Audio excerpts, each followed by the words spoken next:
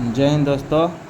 तो दोस्तों देखिए, आज हम जानेंगे भिन्न का वर्गमूल कैसे निकाला जाता है। तो देखिए, भिन्न का वर्गमूल हम कैसे निकालते हैं।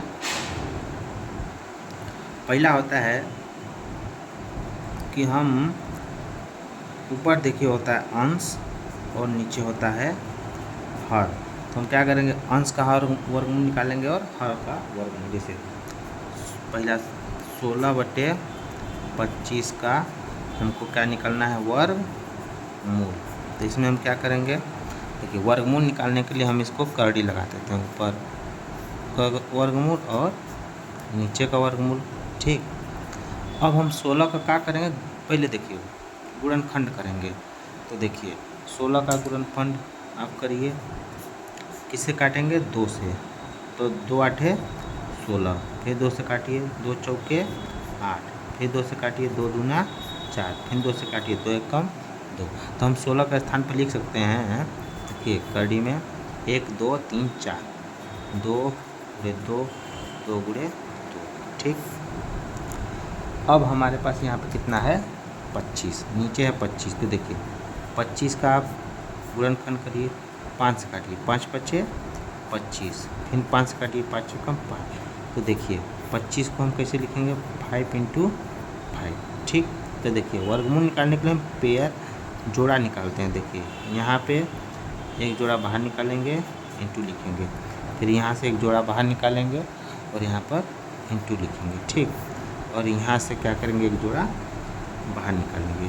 तो ये हमारा हो जाएगा, ये 5 है, तो ये हमारा हो जाएगा 4/5। तो इस प्रकार हम अंश और हर, जब हमारा अंश भी वर्ग हो और हर भी वर्ग हो, तब हम उसको अंश का ऊपर वर्गमूल निकालेंगे और हर का नीचे वर्गमूल। तो ये हमारा वर्गमूल कितना हो जाएगा, 4/5।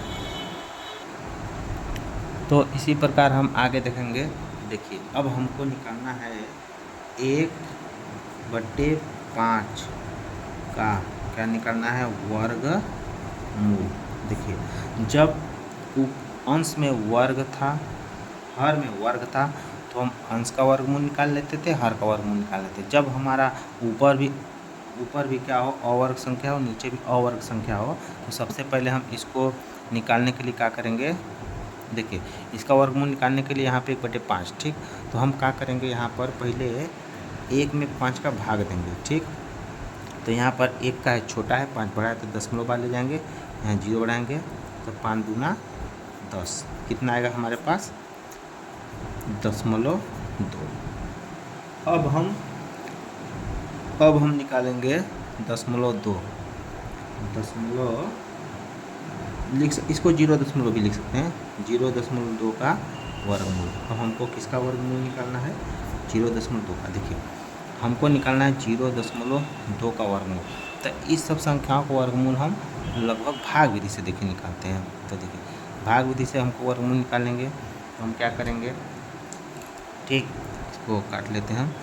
तो 0.2 यानी दशमलव है, तो हम देखिए दशमलव के दाहिने तरफ अपने से 0 बढ़ा देंगे। तो हम यहाँ पे कितने 0 बढ़ा दिए, 3। ठीक, अब हम दशमलव के दाहिने तरफ वर्गमूल निकालने के लिए क का पेयर बनाते हैं, 2 2 का। देखिए यहाँ पे हम कितने का पेयर बनाएंगे, 2 2 का। तो अब हम क्या करेंगे कि अब यहाँ पर भी हम पहले दशमलव लिख देंगे, क्योंकि हम दशमलव के बाद वर्गमूल निकालने जा रहे हैं। तो हम सबसे पहले यहाँ पे वो संख्या लिखेंगे जिससे हम उसी संख्या से गुणा करें तो हमारा 20 से कम आए थे। देखिए अगर हम यहाँ पे 5 लेते हैं, तो 5 में हम 5 का गुणा करेंगे, कितना आएगा, 25, जो कि 20 से ज़्यादा है। तो हम यहाँ पे कितना लेंगे, 4। फिर जब हम 4 ले लिए, तो हम यहाँ पे 4 रखेंगे, और यहाँ पे कितनी बार लेंगे, 4 का। तो 4 में 4 का गुणा करेंगे तो कितना आएगा, 16।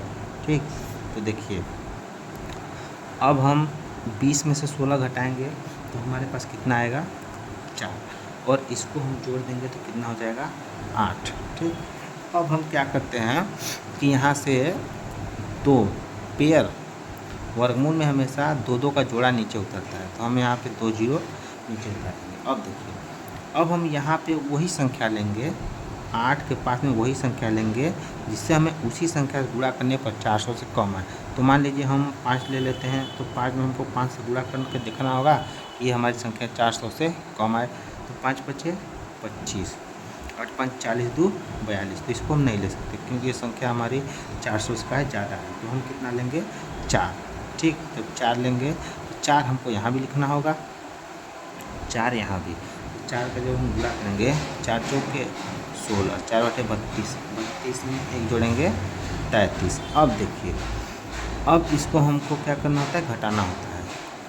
हम दशमलव से के ज़्यादा अंक तक नहीं ले जाते हैं, लगभग हम दशमलव के 2 अंक तक लेके जाते हैं, ये आप हमेशा ध्यान दीजिएगा। तो यहाँ पर 10 हो जाएगा, 10 में से 6 घटेगा, कितना आएगा 4। और यहाँ पे 9 हो जाएगा, 9 में से 3 घटेगा, कितना आएगा 6। तो हमारा यहाँ पे 64 आ गया। ठीक, हमारा यहाँ पे कितना है 64। तो जो हमारा शेषफल बचा है वो 64 है। तो आप जब ये देखेंगे कि शेषफल 64 है, तो देखिएगा दोस्तों, ये जो हमारा 64 है, ये हम देखेंगे यहाँ पे 84 है, यहाँ पे 64 है।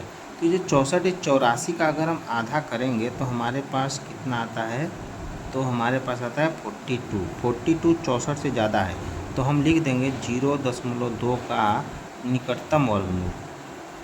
कौन वर्गमूल, निकटतम वर्गमूल। ठीक, तो हम इसको लिख देंगे 0.45। ये हमारा क्या हो जाएगा आंसर। धन्यवाद दोस्तों।